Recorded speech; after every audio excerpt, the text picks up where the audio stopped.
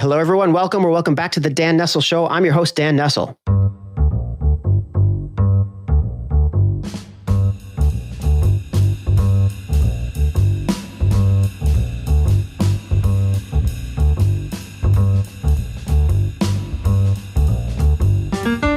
Today, let's take a walk down memory lane. Kind of. I'm going to go a bit long with the intro here, so just bear with me. Some of you may find it hard to believe, but there was a golden age of social media before Facebook was even the Facebook. Only we called it social networking at the time, and it was supposed to change the world and make us rich. Well, it did change the world, eventually. That's true. The rich part, I'm still waiting on that one. But anyway, back before the Facebook, in around, 2002 or 3 or so, something like that, social networks like MySpace, Academy, and in Japan, Mixi, Gree were growing. LinkedIn was just about to get going, so it was just before the LinkedIn times. Now, I got together at that time with some friends in Tokyo, chief among them my guest tonight, who saw the potential here, and we wanted to ride this massive social wave. We were early adopters, and we even got the license to launch a UK-based social network in Japan. And anybody who looks at my LinkedIn profile will know that's called Academy, which I don't even know if it still exists. But regardless, we were in it. We were in the game, and we were trying to make it happen. And we knew that like moving your personal connections to an internet platform was a huge leap for many people at the time, especially the Japanese.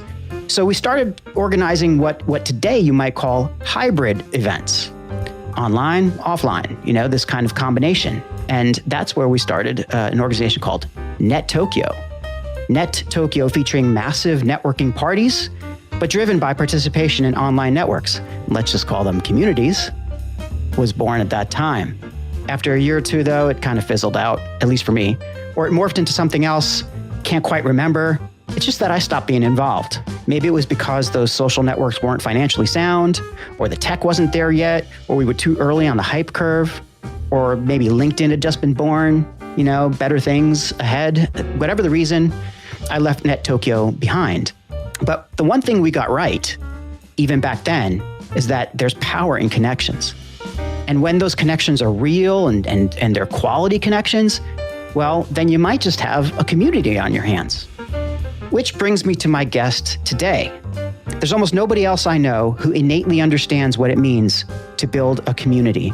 For over 2 decades, he's been in sales, marketing, project management, even event production. But it's his natural role as a connector, even from before we called people connectors, that to me defines his personal brand. He's currently the head of business development Japan and Asia Pacific for the innovation platform Agorize, and based in Singapore. And he's been in leadership roles at SaaS companies in Asia and did a considerable stint at Apple, and had his own consulting business in Japan focused on connecting customers, vendors, and people. And guess what it's called? Customers, vendors, and people. And in case I haven't made it clear, he's been my dear friend for, going on 20 years or so. So it gives me a great pleasure, very great pleasure, to introduce one of the OG connectors, Mr. Andrew Shuttleworth, hailing from Singapore. Andrew, how you doing? Good evening, Dan, or good morning here from Singapore. Thanks for an awesome introduction. Yeah, man. I mean, the introduction was really, like often these shows, I try to give a little context around how I know my guest, but we've been talking so much about community and things like that, and we'll get into that in our show, I think, because I do want to really, figure out what you're thinking about it and what you're seeing in your experiences around this kind of trendy thing of community that to me and probably to you just isn't trendy at all, because what's old is new again. We've been there, and for one reason or another, it was different then, and it wasn't the same. Like it didn't have the same kind of the same technology, the same capability to connect people from various walks of life, et cetera, like maybe we do now. But still, I think we were in the nascent part of what we now call community building. But I want to ask you before we really get into your story, because I do want to hear, and my listeners, I'm sure, all want to hear about you. But did I get that story right at the get go? Was that an accurate summation of Net Tokyo, or did I miss it? Did I drop a couple of things? Yeah, it sounds pretty accurate. I mean, I think for me, Net Tokyo was, in addition to the online part that you mentioned, it was really about breaking down cliques between different communities. because there were a lot of communities in Tokyo, and I naturally became a part of many of them. But as you know, and we just did this just in the introduction before we started, is like, you know this guy, right? And we both assume we know this other guy, and surprisingly, we don't. So our connections, even though they may be just one step away, there's people we don't know. And taking that to an extreme, I found I was a member of many communities, and people just did not know each other in these other communities. So I think the reason I kind of spearheaded Net Tokyo and got it started was really to cross-pollinate these communities and make sure people weren't just in their own cliques, but were connecting across different communities, different networks. It's funny how familiar that sounds to experiences that we're having like right now online and right now with the things that we're doing, especially over the last couple of years where we've gotten involved in so many different things, or at least I have, that, it's really connecting those dots between and among the various communities and groups we belong to. It's kind of it could be a full-time effort if you really let it get there. But back to Tokyo circa 2002, 2003, whenever we started that stuff, that business. I mean, now you're talking about really. Now my brain's lighting up a little bit because now I remember it was about connecting all those disparate groups. We had your group, our group actually at the Pink Cow. Yep. Right. Mobile Mondays. Shit. Now I remember. Yeah. It's coming back. Mobile Mondays at the Pink Cow. What was like? We would have guest speakers coming. Yeah, a lot of different tech groups in Tokyo as well, right? So the Tokyo PC users group, you had the Tokyo Linux users group, then you had women's business groups as well, Association of Women in Finance, things like that. So we just tried. What was that event we started organizing at the Cow, where we did it every couple of weeks or every month? What did we call? Well, Tracy called it the Pink Cow Conspiracy, and then the Conspiracy. That's right. Yeah, when I took over, I kind of persuaded her to change it to Pink Cow Connections. Yeah, and that makes sense. Ran it that way for a few years. But the Conspiracy, because remember, it was .com, the .bomb had just happened, and we were all sort of involved in technology in some way, or wannabes, like in my case, probably, but. We were networking at the time. We were making connections. We were amassing business cards. We were doing what we could to build those numbers eventually on LinkedIn and so on. Because in those days it was a lot about numbers, but also because we were just so joyful about the fact that, hey man, we can be connected here and there and everywhere. And there was so much excitement about it. And the Conspiracy was it was like TED Talks before TED Talks. Actually, we had people up there speaking to a room of 15 people or 10 people or 20 people, whatever it was, about, we did it about Academy. We talked about that. We talked about other things. And that was a community. The Pink Cow was a community. Maybe it still is. I know Tracy's still out there. But gosh, I mean, 20 years ago, we were doing that. We moved on, or I moved on, and then you moved on, and we all kind of started to do separate things. But that idea of community, I think, never left us. And certainly, after spending time, we were a little younger. So, the worries of life and the kind of responsibilities of marriage and family and all those other things, start to like kind of say, hey, you can't go to the Pink Cow every Thursday night, that kind of stuff. But, frankly, that stayed with us. I remember, at that time, it wasn't every Thursday night. I think at the peak, I was pretty much out every weekday night, probably some weekends too. And I think at the max, I was attending even like 2 or 3 events in one evening. That's how hot the community was. So you'd kind of bounce from event to event just because there was so much good stuff going on. Yeah.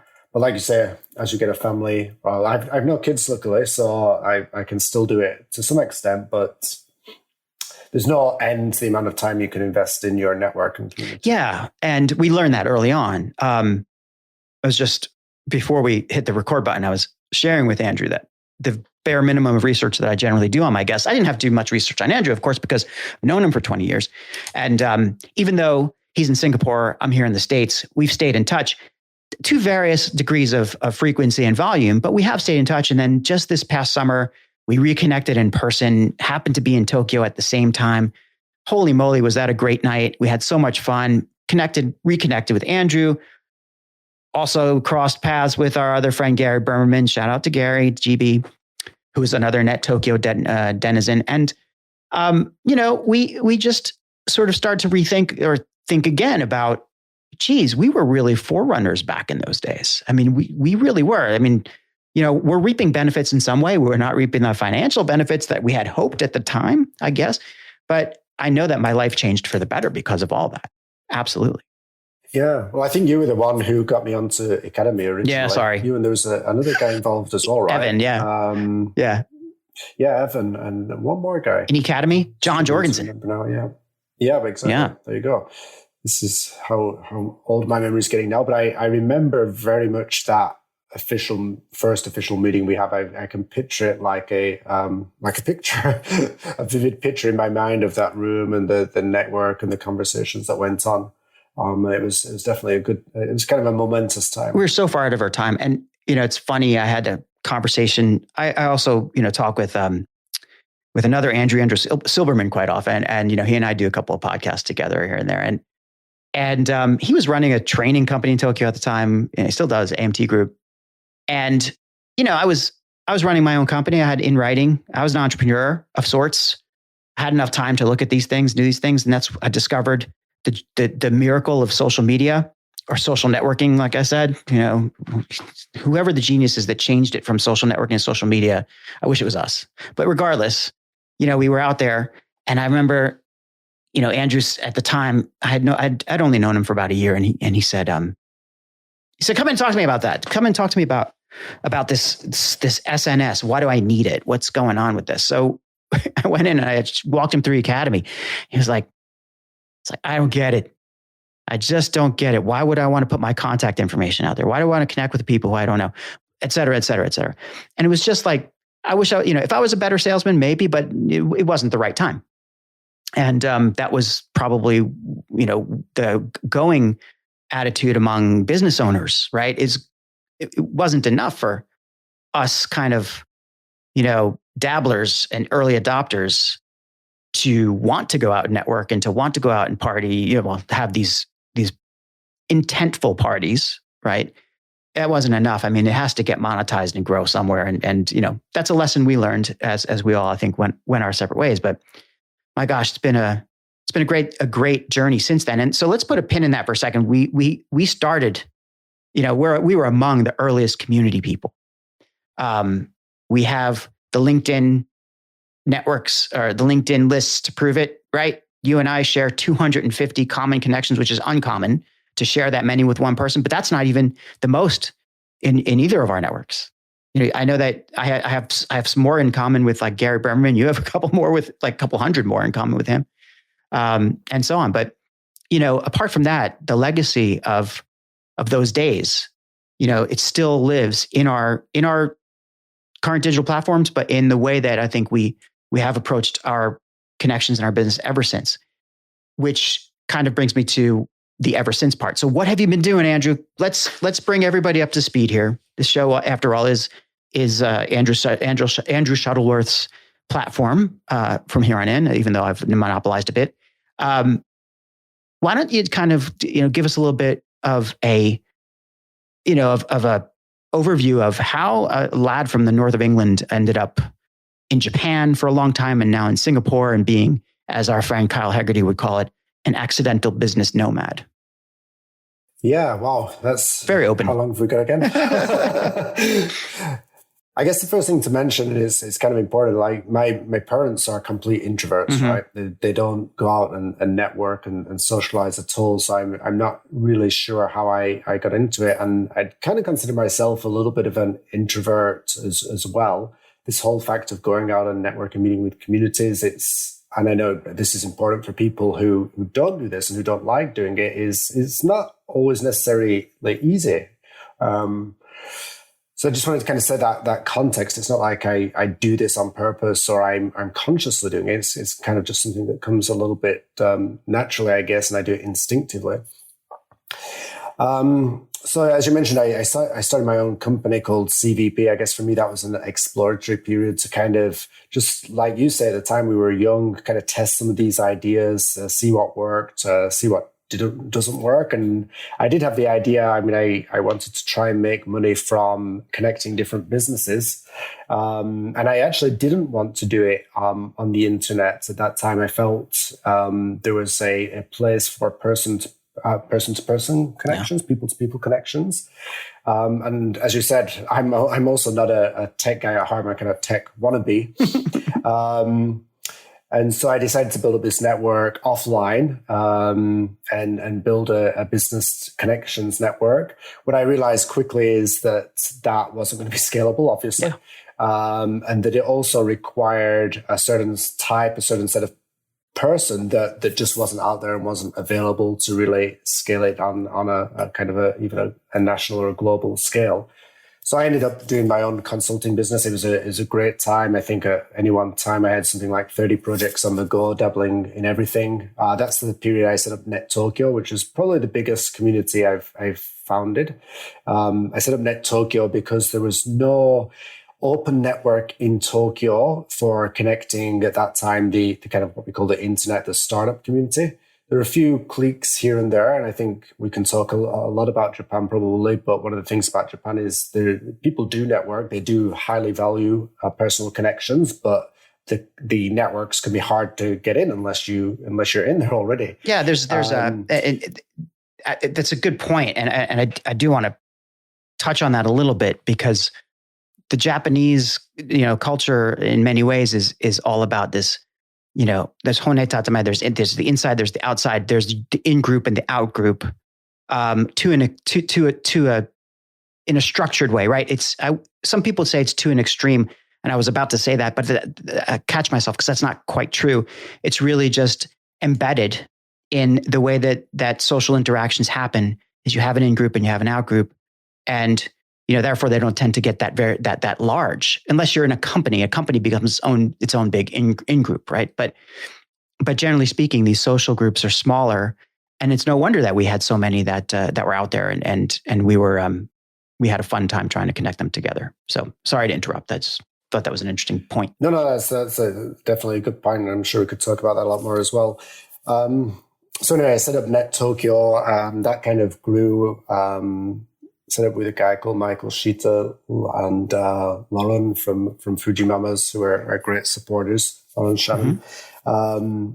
And we grew that. We ran that for a few years. We're having monthly events, up to around 300 a month. We were one of the first to do kind of live streaming, live tweeting. We had all the geek tools at the time, and that was good. Can I just jump in one more time here? Because now Sure, okay, go ahead. The haze of memory, right? This is kind of what I was referring to. Why I'm really glad I'm talking to you, because you've got a clearer grasp of what exactly we did back in those days. Like Net Tokyo, did that grow out of so? Remember, we had started those huge parties, networking parties with me, you, Gary, and Kerry Kennedy. So yeah, I should correct that. Yeah. I think I said Net Tokyo. I meant Tokyo 2.0. There we go. Okay, I knew I wasn't smoking something. Yeah. Right.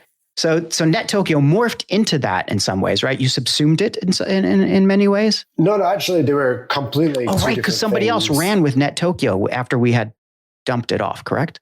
I think like Anthony Blake or something. So, no. Some other. No, I think we ran Net Tokyo, and the last Net Tokyo event was Tokyo's biggest tech party ever, which I think is what we call it. And some of the photos you'll see on my social media, if you see the kind of black and white one, that was a photo taken at that time. I should jump into the next part of the story, really, because it's very relevant. But then I joined Apple, right? And so I'd kind of been doing my own thing, a free bird, and then I joined a larger company.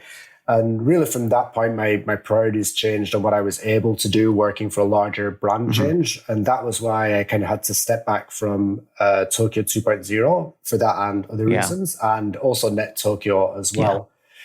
So that was the pivotal point for me, was when I stepped back from creating these communities. Funnily enough, I found other communities to create and be a member of. Just again, why do I do this? I question myself every time. But yeah, sorry, I did mix up Net Tokyo and Tokyo 2.0 there. Forgivable. But it's still fascinating because, you said earlier that you're an introvert or that your parents are introverts. You didn't quite say that you yourself are necessarily an introvert, but we've come a very long way, I think, understanding what this means, introvert and extrovert. And certainly I've had plenty of people on my show who've talked about this. And this is one of the great things about doing a podcast is like it becomes my learning hour. And I've talked to any number of coaches and people who are just talking, who've helped me understand more about introvert, extrovert. Now, I've tested many times. I'm an extrovert. It's very clear. But being an introvert doesn't mean that you're not social. It just means it takes work, right? In your case, though, you had a purpose. You were motivated by, I think, this kind of, it seems to me anyway, and just to play armchair coach, which I'm not, by the way. I have no certifications, just so everybody knows. As you know, Andrew. But it just seems to me you're very motivated by the idea of connecting people to one another, and just there's value in that, in those like kind of, there's a creation there. And I've said this a few times or written it, and maybe I haven't said it out loud too much, but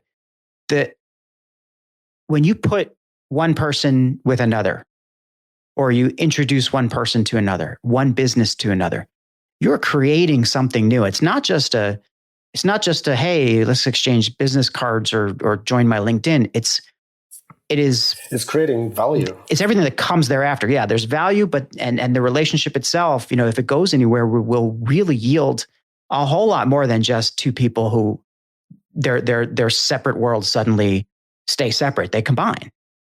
But anyway, I thought that was your passion. Yeah, no, that's certainly the magic of it for me. And I know in the past, I guess now, probably some people maybe feel protective of the networks and don't introduce people to each other. They feel that it's better to keep it to yourself, which for me is a comparison of like, do you keep your money under the bed or do you put it in the bank? Do you invest it, right? So I've always been of that mindset that if you introduce people to each other, then you're providing value, but that value will come back to you in some way. And I don't do it because I expect it to come back, but now I know that it does come back. And so I'm extra incentivized as well, because just being honest, there is something in it for you if you're sure. Oh yeah.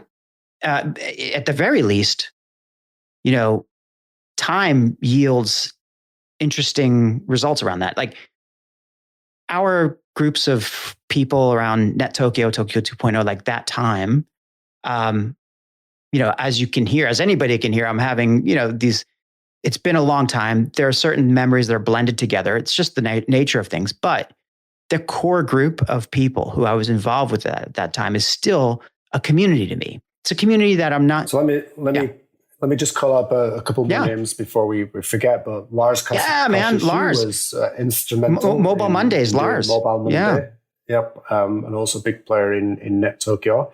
And then Dave Murray. Oh, sure, yeah. He founded the Entrepreneurs Association of Tokyo. And I think he was actually the first one that kind of gave me the nickname of Connector, way before, I guess, a lot of other people were using it. And that kind of stuck. Again, we were both pretty young. We're both trying to find our way. And I think it was at that point where I realized, okay, yeah, this is something I want to latch onto and kind of make a little bit of my brand. Yeah, there was a there. We knew it. We knew it at the time. You knew it for sure. I mean, it was definitely an exciting time. But like, we're carrying this forward now, and we're talking about, how you went through Apple, and you didn't necessarily have the bandwidth or you probably couldn't, frankly, being part of Apple. I know it's a pretty restrictive company in many ways, but to have those like extracurricular activities, there's a lot of kind of things you got to focus on to be a good employee at Apple. But anyway, didn't at the time. I also did an MBA. It was kind of a weekend program, but it was a full on program, and so I naturally became the kind of community leader within my class, and we had a lot of extracurricular activities there. So it was kind of happening, but just a little bit off the radar compared to what I was previously doing. Yeah. So you go through Apple, and so the last time we were. We hung out in Japan, obviously in July, but before that, I had made occasional trips to Japan, and you'd catch up with me at a bar or whatever. But then, like you just you left the home country in some ways, right? You decided to up and go to Singapore of all places. I mean, obviously Singapore is a fantastic place, but how'd that happen? And you've maintained those ties to Japan. So how'd that happen? How do you maintain those ties, and how does that affect your whole approach to these communities now? Yeah, so I was in Japan 18 years, and pretty much I moved there when I was 22. So, and I'd worked for 8 months in the UK. So my whole career had been in Japan. I'd studied Japanese at university, invested a lot in the country. And that's good. And I more than likely move back to Japan at some point, but I did want to expand my horizons and almost like move to a foreign country, right? By that point, Japan was my home country. So I was always looking out for the opportunity. And Southeast Asia was a natural spot. Mm-hmm. So actually, a few months before I applied for the role in Singapore, I applied for a role in Toronto, Canada. Oh. So I was kind of like really open to moving anywhere just for the experience, the lifestyle change. That role got filled internally, and then something opened up in Singapore. But I'd never been to Singapore actually, but I always had Southeast Asia on my map as kind of a natural next step from Japan, knowing that the economy here is just going to keep growing and growing for decades.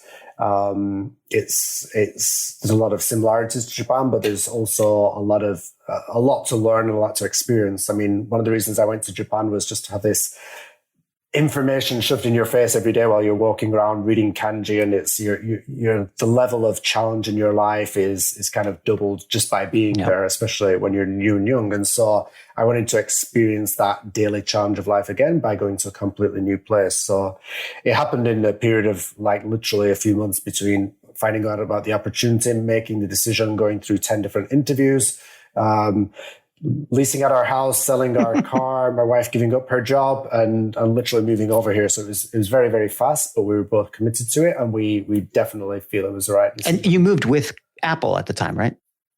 Yeah, moved with Apple. Yeah, which was great. They were great about it, and it was the perfect role. And I obviously made it quite a good contribution when I came here as well. Yeah.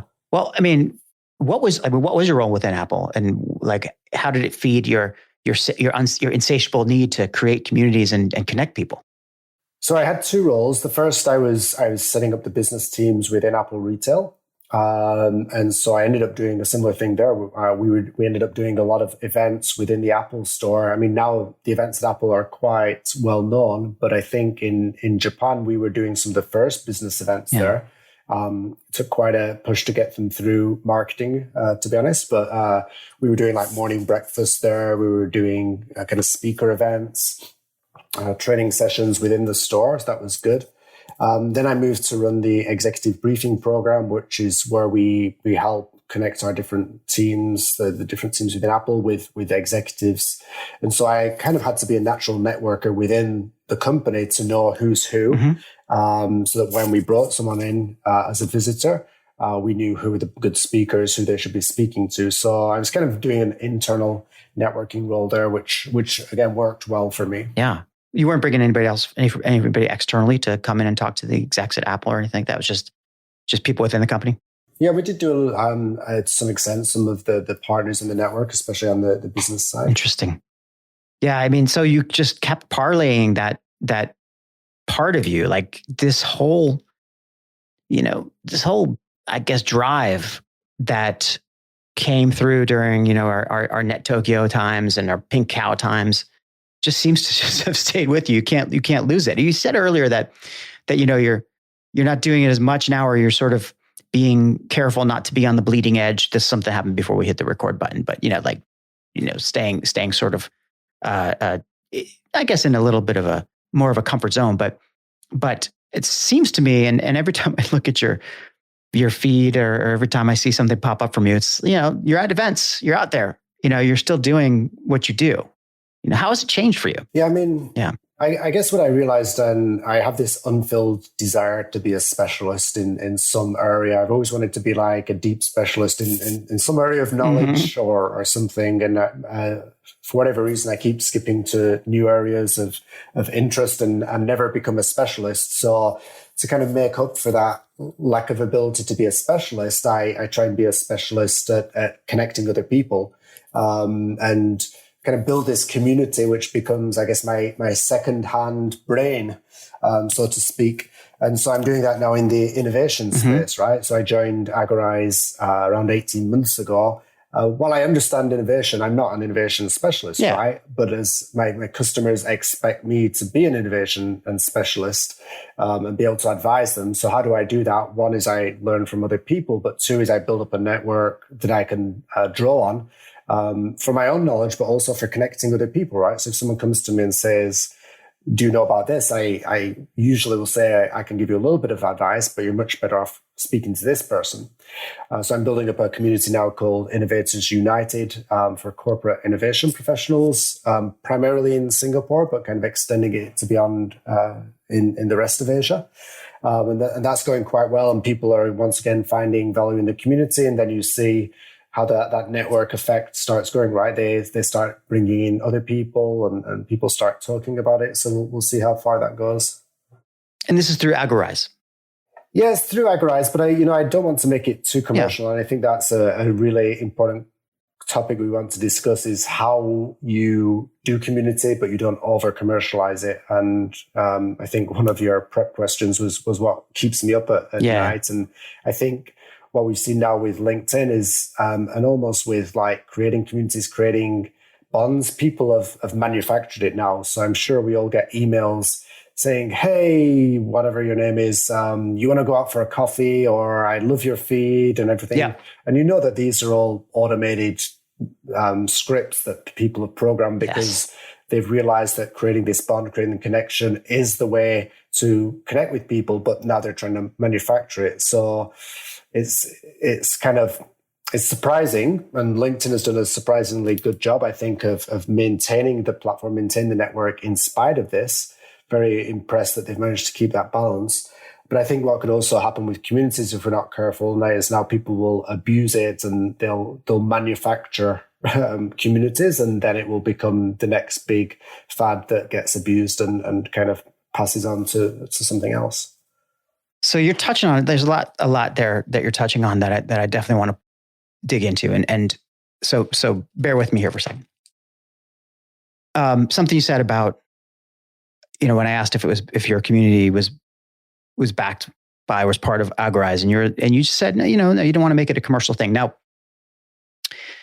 ultimately, as if you're doing something on behalf of a brand, or if you're doing something on behalf of a company and you spend a lot of your time building community, you may not be looking for transactions per se, but there is an understanding or a motivation there to build your company's reputation among those people that will eventually drive a business result.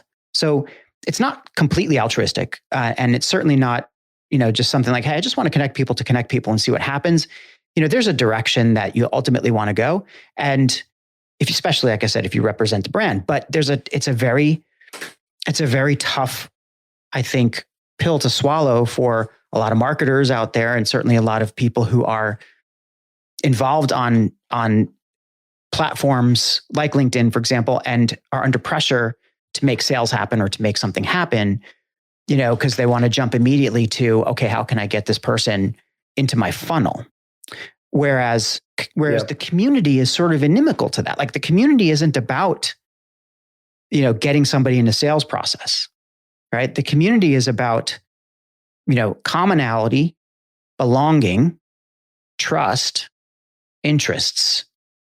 And I think the other big part that we're seeing more and more now is mutual support and co-creation, that's kind of, I think, to me, the sort of newer part now, but it's still been happening forever. And it's just the tools, I think, now are better. So anyway, like, if you're going to build a community like that, that's what you need to be mindful of that kind of genuineness. I don't know if I'm saying it properly, but this kind of, mutual cause, mutual purpose, mutual, work, mutual goals and things like this, where you're supporting one another and belonging. I think that's the main thing, so it's natural that people have trouble with. So when you're talking about your community, right? I started to get kind of pings of this. Like that seems to be the direction that you're trying to go. But how do you kind of square that with your job and with your company? Do they have faith in you to do this? What's the situation there? Yeah, I mean, to be honest, I do it in my own time. And I actually started building the community before I'd even signed the contract, right? So I kind of knew, okay, I'm going into this new space. I've got to start learning. So actually, I call out to another person, AJ Bolins, who's now in Dubai, because the good thing about the one lesson for community here is never try to do it on your own. I think I spearheaded a lot of communities, but I've always brought on someone else, I think, who's had a common interest, because it just really multiplies what you can do to grow that community. So I set up the community with AJ, and he was a guy also interested in innovation, probably much more mature in the industry than I was. I told him my idea of building a community, and we said, yeah, let's go for it. And it takes a long time, right? It's been 18 months now, and it's only really just getting going, partly due to COVID. But, I did it in my own time, right? I do it in the evenings. I don't do it at work. I buy the wine myself. Like, how do you know it's working? What are the indicators for you? So when other people start introducing other relevant people to the community and talking about it, that's when you know it's really working. And actually, from the business perspective, to be honest, when people come to you and say, hey, actually, I want to hear about your product and service, that is really nice. Because like you say, you're not doing it for business purposes, but there has to be some sort of win-win there. And obviously, I want it to contribute to my business. I want it to contribute to my knowledge. I want it to contribute to my network. So there's probably 3 benefits I'm getting there. But the business benefit, obviously, we all need to make money, feed our families, right? And so when that starts to become a part of it, it's the magic.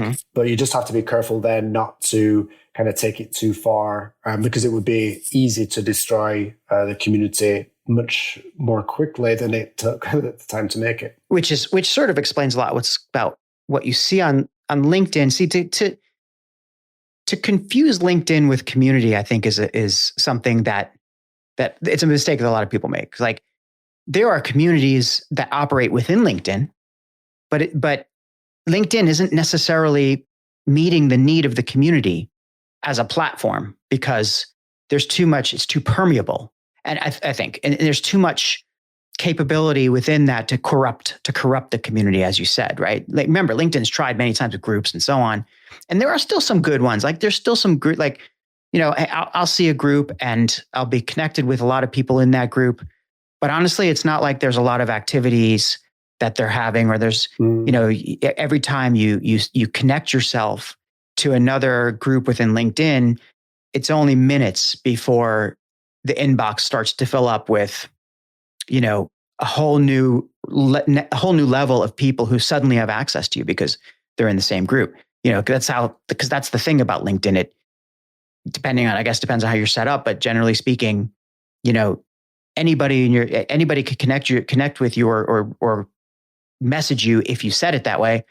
But certainly anybody who's a second level connection can connect with you. Anybody who's in the same group as you can connect with you, or cannot connect, but can reach out to you, can hit you with an email, and a message. I don't see any platform doing communities well at the moment. And the problem is that people have too much information. They have too many platforms and services.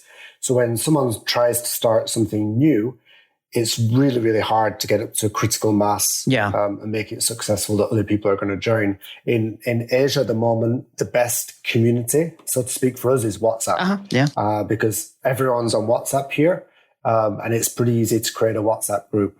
And so that's how we do a lot of our communities here. Now, as I look at Innovators United, I'd really love to have a good service to bring people together. And enable those kind of connections, enable people to learn about each other, maybe have a meeting or event management, level on top of it. But I really haven't found anything. And LinkedIn, unfortunately, does not do a good job with groups. It's interesting you said that, because I was just listening to this wonderful professional, this woman the other day, on the Marketing Companion podcast with Mark Schaefer, right? So I belong to a couple of my listeners now. I belong to those communities with Mark. I'm a big Mark Schaefer fan. I'm not using his name gratuitously. I really do I'm now doing a lot of activities within his community, and I really appreciate Mark's gone out of his way here and there to help me, give me advice, whatever, all that kind of stuff, but basically to be a friend. And as part of the community I'm involved with now, and I'll get to this in a second to address the platform issue too. Members of the community have access to be in the studio audience of Mark's podcast. So when he does them on Zoom, and when he brings in a guest, you could just be lurking around watching, and afterwards he'll shut down the Zoom, and then it's like Q&A time. I've seen Joseph Jaffe do similar things on Facebook and so on. So it's really about how you set it up. But anyway, Mark's podcast is just incredible. So this lady, Sarah Wilson, she is basically one of the leading people when it comes to Gen Z and how they behave. And within that, she was talking about digital campfires, right? And that's a sort of, I think, a proxy for communities. And the digital campfire she was talking about, there's a shared experiences campfire, and there's certain platforms that do that. There's this private messaging campfire, which is like what WhatsApp does. That's exactly right. Like Snapchat, Instagram, DM, WhatsApp, you can form groups, and people use that to sort of stay connected and form their own communities. And then there's these kind of micro community campfires, she calls them. And that is where I think something like innovation, Innovators United, is it Innovation United or Innovators United? I want to get that right. Innovators United. Innovators United is kind of like that, like a micro community where you can sort of go in that direction. Now, of course, it was just a podcast. I haven't read anything she's done, and except for a couple of blog posts here and there. I'm sure I'm not doing her great justice. But the point is, though, that there's changes happening in this whole community world. So Mark's community is the Rise community, and we do it on Discord, which is far from perfect. But because of the controls that I suppose the community moderators can set on Discord, and the way that it kind of rewards interaction, and it's essentially like a big chat room. It's a really good place, I think, to establish a method of connection, online connection with your communities. And I've really enjoyed it. It's a pain in the ass sometimes, but I've really enjoyed it so far. Yeah, just touching on that, because someone else has mentioned Discord as well, and you touched on the gens, mm-hmm. right? So I think there's different tools that different generations use, and there's different tools that different geographies use, and that makes it pretty complex. Like here, I don't hear anyone talking about Discord, and I've looked at it myself and thought maybe I could do that, but really I'd have to persuade my community, or the kind of, we're talking kind of mid to late career professionals to jump on a new platform. Mm-hmm. Slack's the other one, which could really work well. Yeah. But again, unless I'd say a critical mass of 70, 80% of your community are already using those tools, it's just not going to happen. Yeah. And you'd end up with a very small sub-community, but you wouldn't have the reach that you need to create a critical mass. I think that your community needs to understand that it's a community already, and has to have that already, that you already have to have that motivation in some way if you're going to move to a new tool. If you're going to say, okay, everybody, we're going to try Discord. Everybody, we're going to try Slack. It's not an easy thing to say, hey, we're on Discord, just come find us. That's not, if you're not a Discord person, it's hard to make that jump. But, once you do make the jump, you have to be willing to figure it out, but it's not that difficult.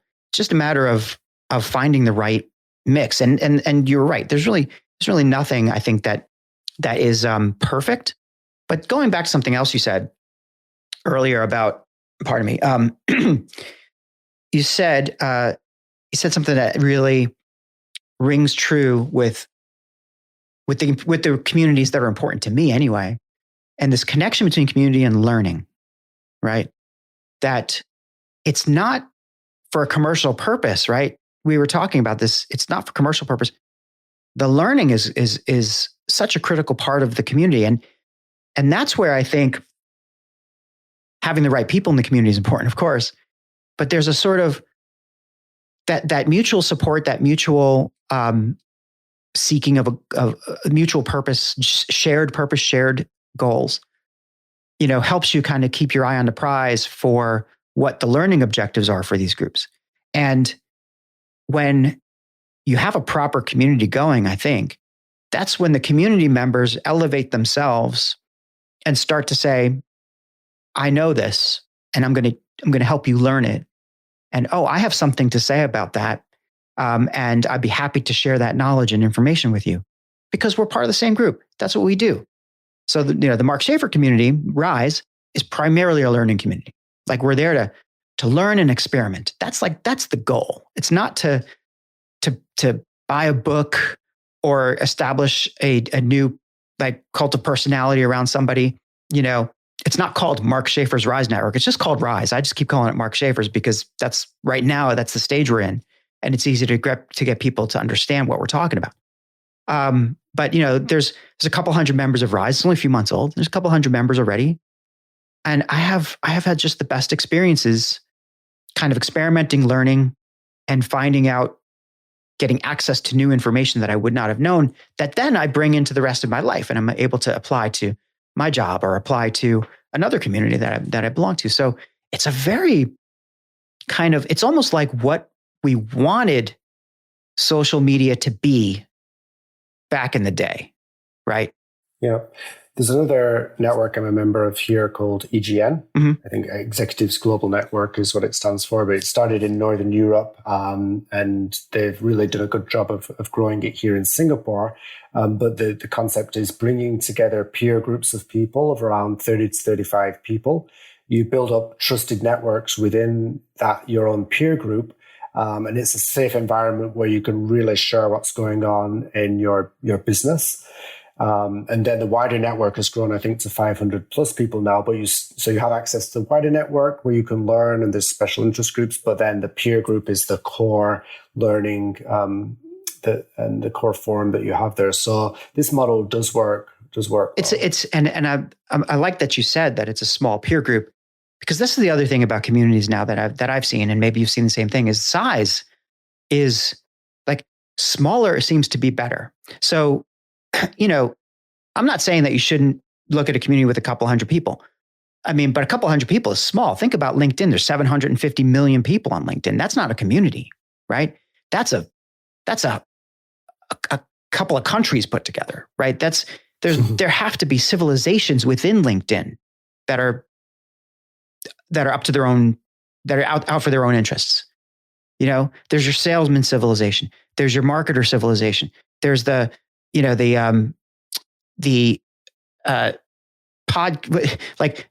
creators who are out there to try to get you to help to try to get you to buy their services so that they can market your podcast civilization, right? There's just like all these mega groups. But when you talk about the kind of community that you've mentioned, right? 30 people, 40 people, a traditional minded CMO out there, right? Or a traditional minded CCO, or, a business development person, right? Might say 30 people, not worth my time, right? But I think it's absolutely the opposite now. A small, tight-knit, not 10 people, but maybe 30, 40, 50 people, you'll get so much more value out of that group, and probably long-term business success out of it too, than you would out of, a faceless group of thousands and thousands. Now it's different. Like maybe years ago you could have, but now the trust is so important, I was suspecting you were going to use that word, but yeah, it's the trust, right? Yeah. And you can't build trust overnight. And it gets back to what we were saying about Japan before. Mm-hmm. It's even more difficult to build trust there, but there's so much information out there. There's so many scams and things going on that I think people are increasingly skeptical. So it does take longer to build trust these days. It takes a lot longer. And that's where I think that's one of the powerful things about community is, it is a trust engine in a lot of ways. That's not to say that we should go into this whole idea of I'm going to build a community for my company, and naively I'm going to believe that every single person who joins is somebody I can trust. No, there has to be gates. There has to be a process. There has to be some sort of initiation in some ways. I mean, think of the communities that you're involved with and that you really get value from. Do you have skin in the game? Do you have did you have to be vetted in some way? That I think is one of the things that's differentiating some of the community experiences that I'm really involved with now than maybe in the past. Granted, maybe that barrier to entry is simply you have to show that you're really interested in something somehow, right?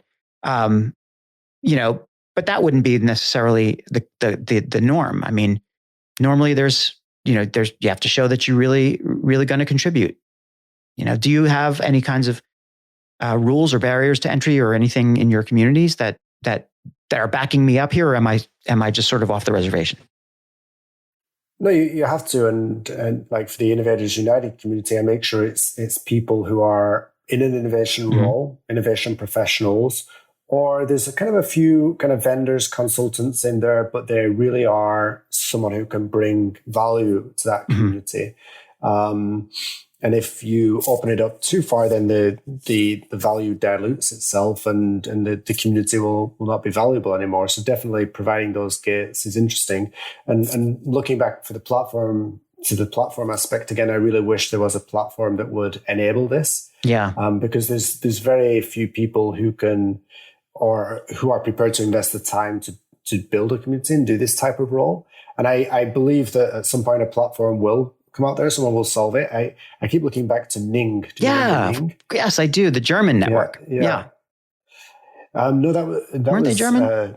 Zing. There was Zing was one, but Ning was. Oh my God, I remember both of them. I think there's still the German one, which is still kind of the social network in Germany. But Ning was a platform for building communities, and you could build your own turnkey platform. Right. Yeah. And that was a really good tool. I guess it was a paid tool. I guess their model wasn't commercially viable, unfortunately. I mean, there's a lot to be said for, some of the big platforms, if you can find a carve out within them to do what you need to do, but it's only going to go so far. One of my favorite communities is on Facebook. And it's centered around, and I've said this before on my show, sorry, listeners, Rush, the band Rush. Right. I'm in this group called the Daily Rush, and we're just a bunch of geeks, 70 people, who really love Rush, and to the point where we quibble and fight over, hey, what's the best song? What's the best song here? Or is this song better than that song? And you can't be serious that you like Grace Under Pressure, that kind of thing. Like we go into it. But that's for joy and entertainment and fun. And I think it's sort of what we had thought those platforms might be like originally. Shared experiences, good friends, fun stuff. You can easily swap out Rush for pictures of kids, whatever it is, like something positive and nice and innocuous. And those three words don't always come to mind when you think about Facebook these days. Or even like LinkedIn is a little bit better, but still, like, we've been bombed, you said, like they're bombarded in our inboxes. I think they're getting better at it, by the way. I'm feeling a slowdown, or at least I'm seeing it less from more. I'm seeing it more from like brand new people on LinkedIn who don't know what the hell they're doing, who I can immediately say, this is not serious, and just block them. Right. Which is a shame that I have to do that. But it's a little easier to see. I think LinkedIn's getting better at recognizing that behavior. But yeah, I just can't, I can't get away from this idea that, what you said, these peer groups, trusted networks, safe environment, right? So critical. And maybe there isn't a platform necessarily for that. We're doing a lot on Discord, but I don't know how far it's going to go. There's always, this kind of important elements of being able to take your network with you, or your community with you when you go to other places too.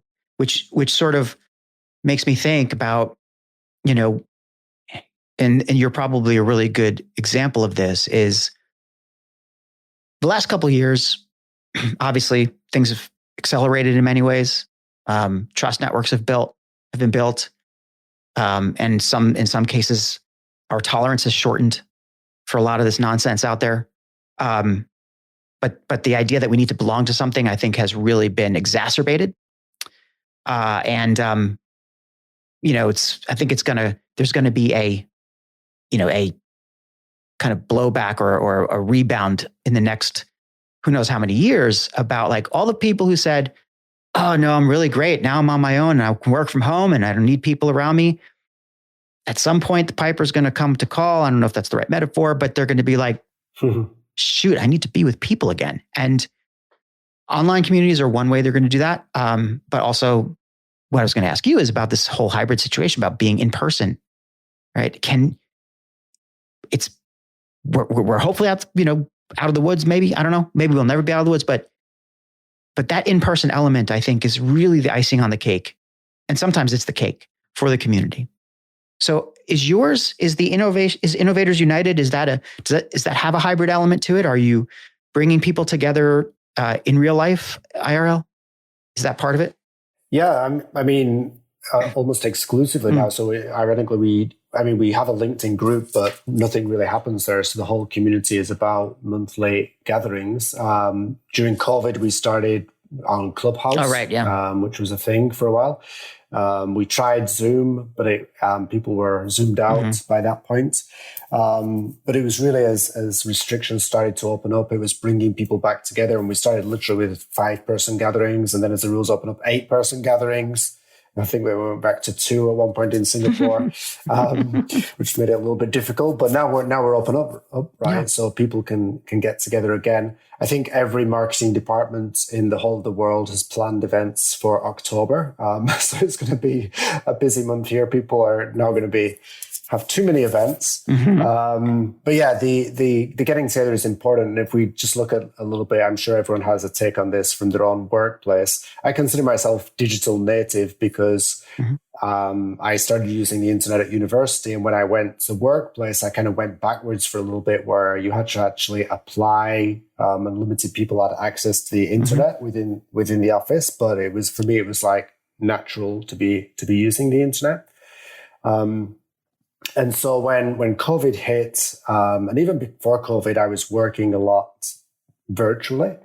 And effectively after COVID, I could have continued to work virtually, right? So my sales team, even though they're in Singapore, they may be 30 minutes away. But what I've realized is, and I think pretty much most people would kind of agree with this, is that there's totally something different about getting together with people in person. Oh yeah. Like I've built relationships, I've hired people, I've mentored people online. But when you get together and you have an in-person conversation, either one-to-one or especially in a group, the dynamics and the information exchange just transforms. And it's, as much as I love technology, you can't replace it. Yeah. At least not at the moment. I couldn't agree more. And I've certainly talked the ear off of a lot of people with this exact point, which is, we cannot downplay the significance of being in the presence of another human being in real life. We're looking at each other on a screen, Andrew. It's great to see you. It really is. And I'm so happy that we're able to do this. Technology is wonderful. But, the way that Squadcast is set up anyway, I guess I can hide my video, but like, you don't end up maintaining eye contact with the other person the same way you would in person. You're looking at yourself a lot, which by the way is one of the causes of Zoom fatigue, because you keep looking at yourself, which you're wired to do that. There's all these different things that this 2-dimensional, video conferencing thing is great for, and a lot of things is not that great for. It will never replace the idea of being in person with another human. And, even the metaverse is developing, and sure, you can get on there. And I had a really interesting experience today where through my community, I attended a mini TED talk on the metaverse. We were experimenting, right? So we had a couple people we used some fixed environments, and we had some people do like presentations, 3-minute presentations. And we're there, in our avatars. You can do it through virtual reality, or you could do it through your PC and keyboard. I was just on PC and keyboard. But the funniest thing was, people had these avatars, and it wasn't like dinosaurs or anything like that. They're like relatively look like you, but they're bumping into each other all over the place. Like, so like you have somebody doing a speaking, and the avatars are like, you see, like people are figuring out how to do the controls.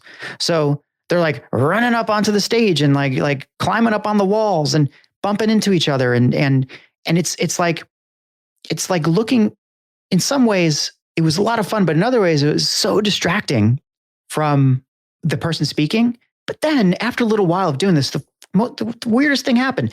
You start to actually feel like you're actually in proximity with people. And the way that the platform worked that we were on is, you could speak and you could listen to, you had your mic on, you could talk to people.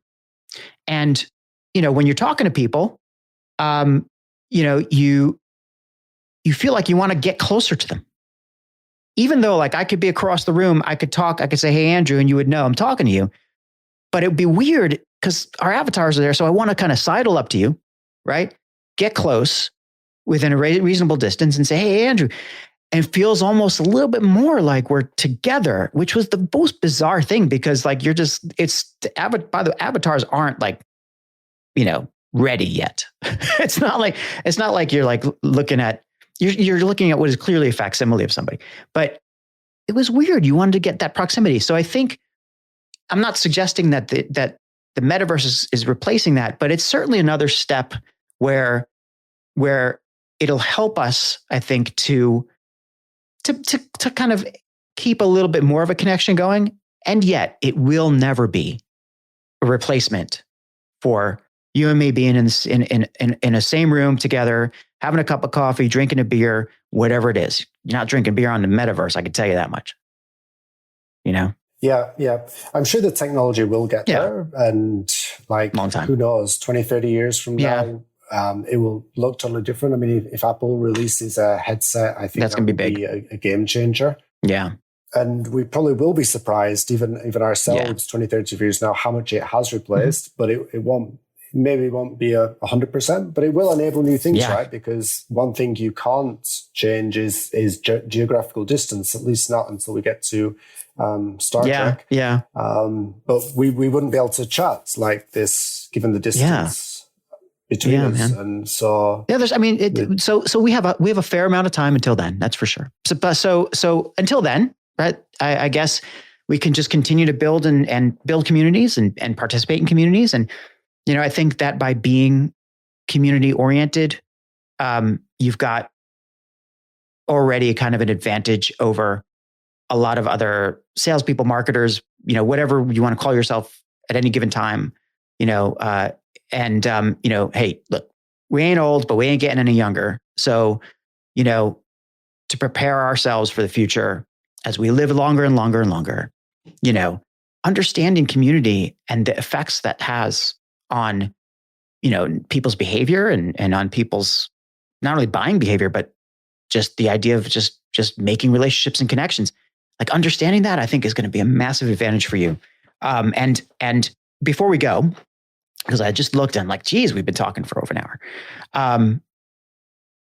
Is there any way, would you like to kind of sum up in any way, just your feelings about community that we can take away to that our listeners can take away with them? We talked about a bunch of things. We talked about how, communities, the importance of learning in communities, peer groups, trusted networks, safe environments, a lot of stuff. So if you could wrap it all up in a bow, what would you say that people need to take away from this about community?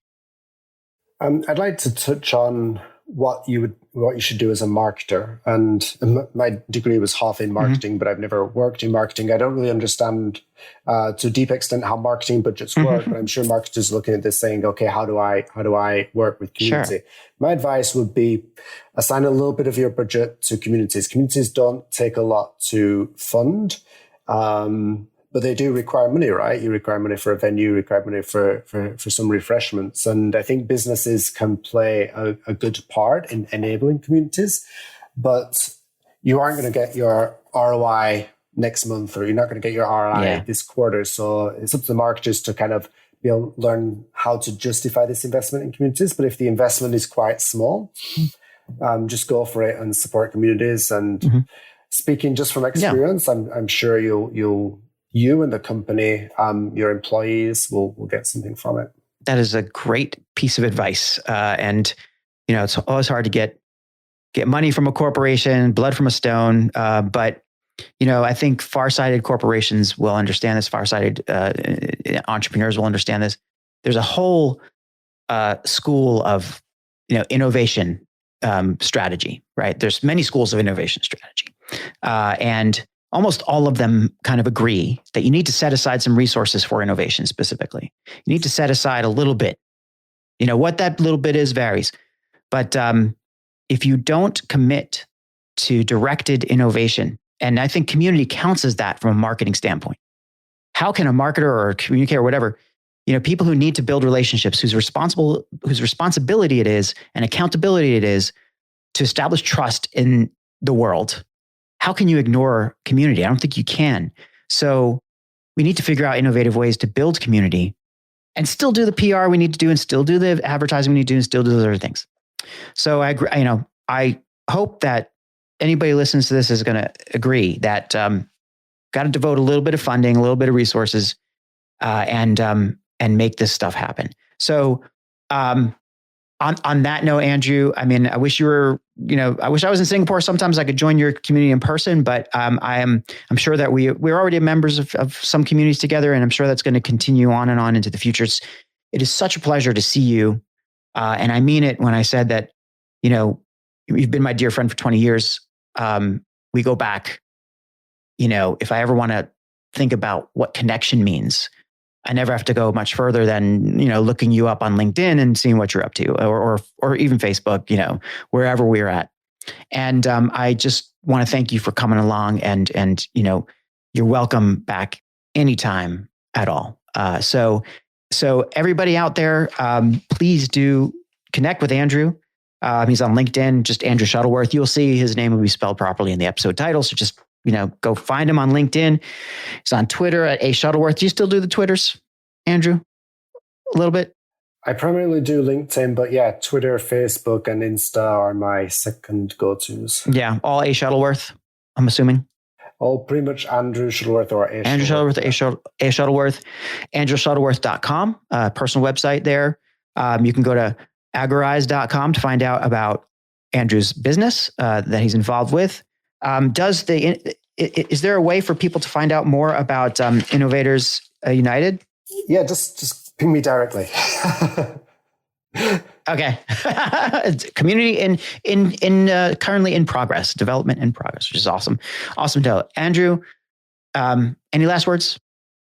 Thanks for the opportunity to talk about a topic we both love. That was great. Yeah, man. Awesome. Okay. Thanks so much. And come back anytime. Thanks, Dan. Have a good one. All right. Thanks for listening to the Dan Nestle Show. I hope you really enjoyed this episode. People always ask me, why do I do the show? I do it for the ratings. I do it for your validation. So do me a favor. Go over to Apple Podcasts, Spotify, or someplace else, wherever you're listening to podcasts, and subscribe, leave a review, rate me, and share with your friends. Anything you can do to spread the word, I deeply appreciate it. Thanks again for listening to the Dan Nestle Show.